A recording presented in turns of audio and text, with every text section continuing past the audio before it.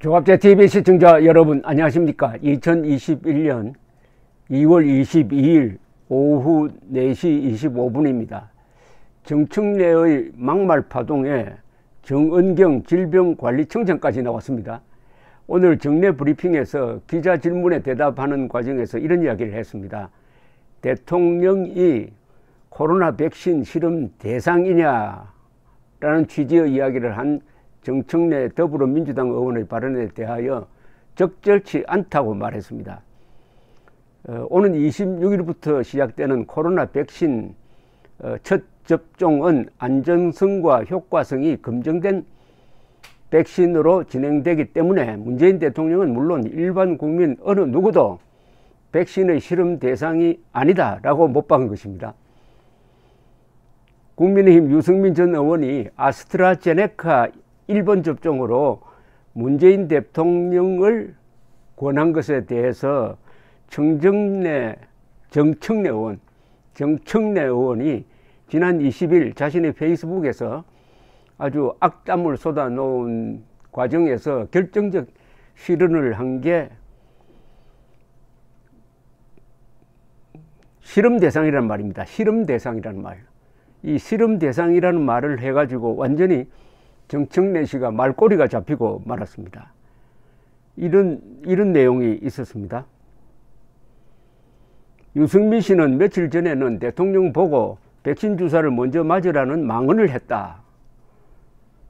먼저 맞으면 국민들 제쳐두고 특혜라고 주장하고 사고라도 나면 고소해 할 것인가? 그럼 당신이 솔선수범해 먼저 맞지. 국가원수가 실험 대상인가? 이 말이죠. 국가원수가 실험 대상인가? 국가원수가 아스트라제네카를 맞는 게 왜 실험 대상입니까? 그렇다면 국민들이 다 몽땅 실험 대상으로 지금 접종을 하게 생겼다는 이야기인데, 정은경 청장은 대통령이 실험 대상이냐는 이 기자 질문에 답변을 하면서 현재 예방접종을 진행하는 것은 이미 임상시험을 거쳐서 안전성과 효율성이 확인된 허가를 받은 백신을 접종하는 것이다. 그래서 백신 접종을 맞으시는 모든 국민들은 누구가 되든 실험 대상이 아니다. 그런 표현은 적절하지 않다고 생각한다. 라고 확실하게 답변을 했습니다. 정부 고위관리가 여당 한 의원을 향해서 이렇게 따끔하게 일침을가한 것도 좀 드문 일입니다. 이 정권 들어서 거의 처음 아닌가 하는 생각이 드는데, 아무래도 이분은 과학자니까 과학자가 과학적 바탕을 두고 이야기를 딱 부러지게 한 셈입니다.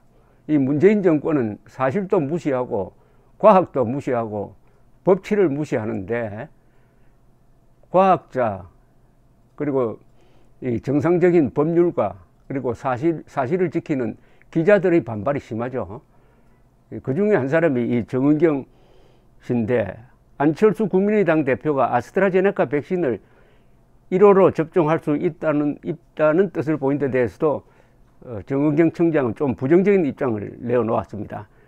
국민의당 대표 안철수 씨는 오늘 당회의에서 당국이 허용을 하면은, 그 전제를 달았습니다. 허용을 하면은 나라도 먼저 맞겠다, 이런 이야기를 한 데 대해서 정은경 청장은 안철수 대표께서 그런 제안을 하신 것은 제가 듣지는 못했다. 접종에 대해서는 우선순위를 정해서 공정성과 투명성을 가지고 접종 대상자 관리를 하고 있어서 현재로서는 그 순서에 맞춰서 공정하게 예방접종을 진행할 예정이다.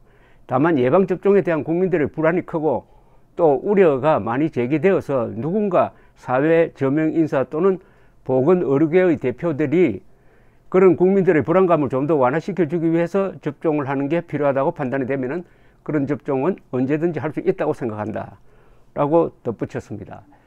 요사이 이 방역 이 점수를 매기는 게 과거에는 확진자가 얼마냐, 사망자가 얼마냐, 이런 기준으로 쭉 매겼습니다.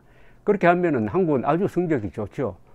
요새는 또 다른 기준을 적용을 하고 있습니다. 백신을 얼마나 많이 접종을 했느냐, 백신 접종 속도로서 랭킹을 내기도 합니다. 그 랭킹에는 UAE가 지금 현재는 1등입니다. 과반수가 맞았습니다. 2등을 이스라엘이 차지하고 있습니다. 이 높은 축에 드는 나라 중에 하나가 남미에서는 칠레입니다. 칠레. 이런 나라들은 다 작년 거의 초부터 이 백신 확보에 나서 가지고 미리 계약을 해 놓았었는데, 우리나라는 이 K 방역 잘 됐다고 선전하는 데는 상당히 적극적이었는데 백신 확보에 상당히 늦어서 OECD 국가 중에서 지금 꼴찌권에 속하고 있고, 그나마 가장 많이 확보했다고 하는 게 아스트라제네카고, 이거는 효용성이라든지 여러 점에서 부작용 등등 외국에서 논란이 되고 있는 것은 또한 사실입니다. 그렇다고 해가지고 이게 다시 임상시험을 해야 될 정도의 그런 제품은 아니라고 봐야죠. 어쨌든 정청래 의원으로부터 시작된 이 국민이 실험 대상이냐 하는 이 말 하나가 이렇게 꼬리에 꼬리를 물고 파장을 일으키는데, 이걸 통해서 이 정청래라는 사람, 그리고 정청래가 속한 이 민주당의 사고구조를 엿보게 하는 데는 아주 좋은 계기가 되었습니다. 이 정청래 씨가 이렇게 방방 뜨고 나온 것은 무엇보다도 문재인 대통령에 대한 모독이라는 그런 데 대한 분노가 표출된 거죠. 분노가 아니라 우리가 보기에는 과잉충성인데, 이 전체주의 국가나 독재 국가에서 이 지도자를 잡는 게 과잉충성입니다. 과잉충성하는 사람들로 둘러싸이면은 이 권력자는 거기서 헤어나기가 막 거의 불가능하다고 보면 됩니다. 말로야 뭐 충신이 간언을 하면은 그걸 기꺼이 받아들이는 현군 운운하지만은 세계 역사에 보면 그런 예는 거의 없습니다. 싫은 소리 하면은 다 화를 내는 게 권력자입니다. 남의 이야기를 제일 잘 듣는 역대 대통령으로 치면은 박정희 대통령이죠. 이분은 과장이 자기가 지시한 것을 1시간, 2시간이나 그렇게 반론을 제기해도 묵묵히 듣고 있는 사람입니다. 근데 이분도 유신 시대 이후에 가면은 싫은 소리 하는 사람을 가까이 하지 않았다고 합니다. 그 이유는 또 다른 게 있죠. 박정희 같은 경우에는 이 국정을 너무나 잘 아니까 그때쯤 되면은 대한민국 운영에 대해서는 내가 제일 잘 많이 안다 하는 자신감도 있으니까 옆에 와서 원론적인 이야기 하면은 얼마나 짜증 났겠습니까? 그때 가면은 이제 참을성도 좀 없어지는 것인데, 더구나 이 정청래 씨가 하는 이야기를 가만히 듣고 있으면은 이 민주당이나 이 집권 세력은 문재인 대통령을 왕으로 모시는 게 분명합니다. 문재인 대통령을 그냥 민주국가 지도자의 한 지도자, 선출된 지도자로 보는 게 아닙니다. 지도자라면은 지금 뭐 바이든, 네타냐후 등등 여러 나라의 대통령과 수상이 앞장서 가지고 시범적으로 이 백신 접종을 하고 있습니다. 그러니까 유승민 씨가 문재인 대통령 먼저 접종하시오 하는 것은 전혀 이게 무험한 것도 아니고 무례한 것도 아니고 비상식적인 것도 아닌데 왜 정청래만 이렇게 화를 내느냐. 대통령이 아니라 왕이란 거죠.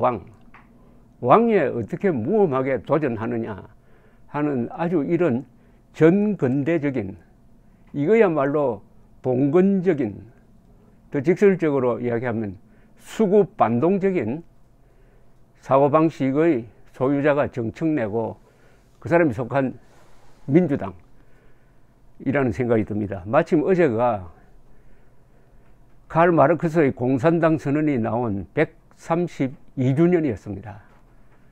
첫 문장이 유령이 유럽을 배회하고 있다. 공산주의라는 유령이로 시작되는데 173년 지나면서 공산주의는 수많은 사람을 죽이고도 결국 이 세상을 좋은 방향으로 발전시키지 못한 역사의 쓰레기다 하는 게 입증이 돼서 쓰레기통에 들어가 버렸습니다.